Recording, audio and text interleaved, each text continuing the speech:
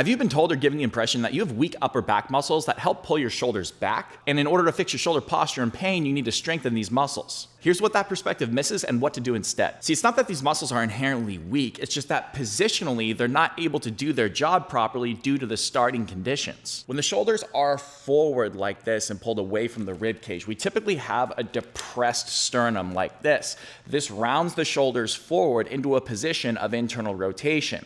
But this is happening because primarily of tightness on the front side of the rib cage, creating a down position of these front ribs, which creates a situation where the shoulders are being pulled forward. So we can strengthen these muscles back here as much as we want, but unless we're addressing the ability to also open up the front side of the rib cage, we're always going to be limited in the amount of success that we can have. So an exercise that's a genuine fix has to have two main things. First, the sternum needs to remain in an up position, allowing for the front of the rib cage to remain in an open, expanded position. Secondly, what we need is to align the resistance with the fibers that we're trying to target of these specific upper back muscles. And we can do that a couple of different ways depending on whether we're targeting the mid traps or the rhomboids. If we're targeting the rhomboids, it's important to appreciate that these muscles help, yes, pull the shoulder back closer to the spine, but they also help pull the shoulder up at the same time. So an exercise that optimally targets these muscle fibers of the rhomboids has to allow for a natural arm path that brings the scapula up and back at the same time.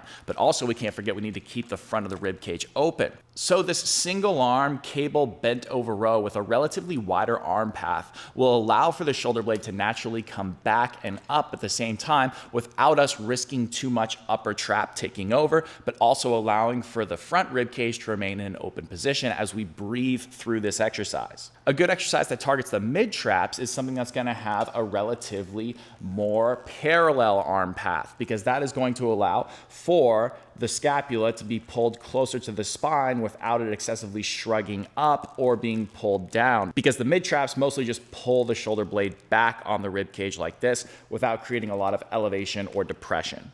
A traditional face pull exercise can be a really effective solution for this, but in a specific way where we're seated, providing ourselves external support and stability, because traditionally in a face pull, we don't have that. And that's just creating a balancing act where we're having to overcome the ability to not be pulled forward. But this helps circumvent that while still providing for a nice arm path that allows for us to target those middle traps.